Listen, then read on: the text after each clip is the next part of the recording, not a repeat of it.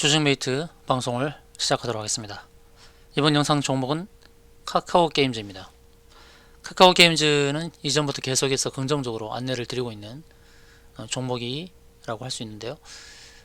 바닥권에서부터 계속해서 매수 관점에서 안내를 드렸었죠. 카카오게임즈는 오딘의 흥행으로 인해서 매출이 증가를 하고 있고, 주가가 이제 많이 눌렸던 것은 카카오의 자회사의 영향, 바로 카카오에 대한 정부의 그런 규제, 이런 부분 때문에 주가가 눌렸던 것입니다. 근데 카카오 계열사 중에서 카카오 게임즈는 그만큼 매출이 증대하는 것이 너무나도 눈에 뻔하게 보이기 때문에 주가가 올라갈 수밖에 없는 상황이었죠. 카카오 내에 있는 카카오뱅크와 카카오페이, 이런 종목들과는 좀 차원을 달리하는 그런 흐름으로 보는 것이 좋을 것입니다. 카카오 게임즈는 게임 개발사 라이온하트를 품었다. 그래서 이제 NFT 접목에서 글로벌 공략한다, 이런 뉴스가 나왔는데, 카카오 게임즈의 흥행을 주도했던 바로 오딘의 개발사가 바로 라이온하트입니다.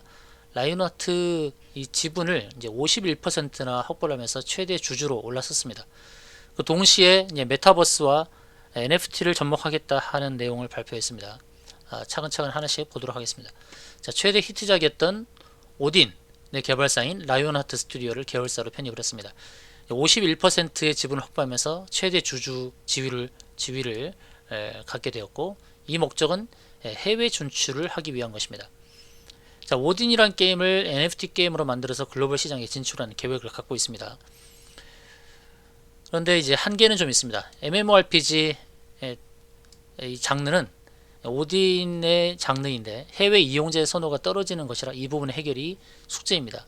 그래서 대만을 필두로 해서 이제 해외 진출하고 있는데, 대만은 우리나라 유저들과 성향이 비슷하기 때문에 MMORPG 이 장르가 통했던 것인데, 과연 유럽 쪽에 이 장르가 확산되기 위해서 어떻게 해야 될 것인가 숙제가 있는데, 그것을 해결하는 방법으로는 최근에 주가 부양이 컸던 위메이드 방식을 쓰려고 하는 것이죠. 자, 카카오 게임즈의 자회사인 프렌즈 게임즈는 이제 NFT 거래소를 만드는 중이고요. NFT는 Non-Fungible 토큰이죠. 프렌즈 게임즈와 가상화폐 발행사인 웨이투빗을 이제 합병합니다. 이 웨이투빗은 NFT 게임 개발 경험이 있는 그런 회사입니다. 플레이 투 언 P2E 방식의 선두주자 위메이드 역시 라이온하트 지분 7.2%를 보유하고 있습니다. 카카오 게임즈는 라이온하트를 51%를 갖고 있고, 위메이드도 라이온하트 지분을 갖고 있는데 7.2%를 갖고 있어요. 이걸 통해서 우리가 위메이드와 카카오 게임즈가 협업할 수 있을 것이라는 기대감을 갖게 하는 대목입니다. 바로 자, 오딘이 이제 블록체인화 하려는 노력, 그리고 NFT를 도입하려고 하는 건데, 그것은 카카오의 가상화폐 클레이튼을 활용하려고 합니다. 그것은 이제 위믹스 월렛에서 이제 위믹스와 교환을 하는 것이죠. 자, 카카오는 가상화폐 클레이튼이 있고, 또 위메이드는 위믹스가 있습니다. 가상화폐를 서로가 교환할 수 있는 그런 시스템으로 간다는 것이죠. 이것이 바로 협업 아니겠습니까? 카카오 게임즈와 위메이드의 협업을 기대해 볼 수 있는 부분. 그런데 여기서도 이제 숙제가 있어요. 국내에서 규제를 하고 있는데, 게임 법상 게임 내 재화를 현금화하는 것을 금지하고 있습니다. 바로 이 부분을 또 해결해야 될 부분이라 할 수 있겠죠.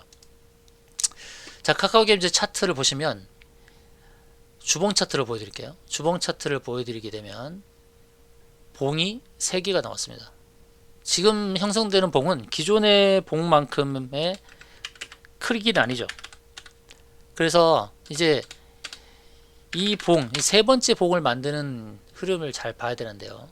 제가 3개의 봉을 만드는 것에 대해서 누누이 강조를 하죠.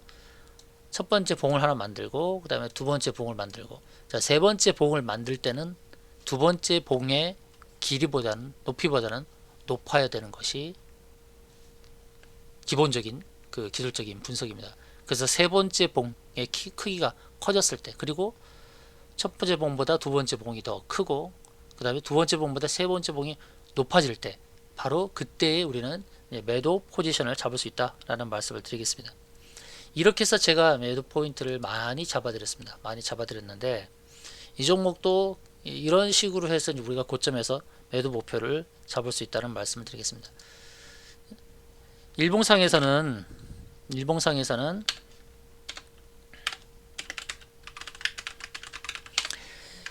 매물대 저항을 다 넘어섰습니다. 주봉상에서는 기술적으로 보면 볼린저 밴드 상단을 터치하고 있어요. 일봉에서 보게 되면 매물대 저항을 다 넘어섰죠. 일봉에서 보면 매물대 저항을 넘어섰어요. 일목균형표의 구름층 매물대 저항을 다 넘어섰습니다. 그 이후에 이제 주봉에서 보게 되면 볼린저 밴드 상단을 부딪히고 있는 상황이죠.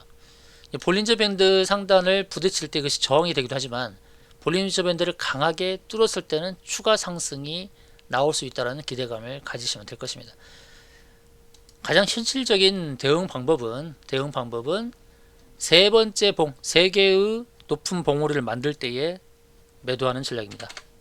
가장 현실적인 매도 대응 전략은 세 번째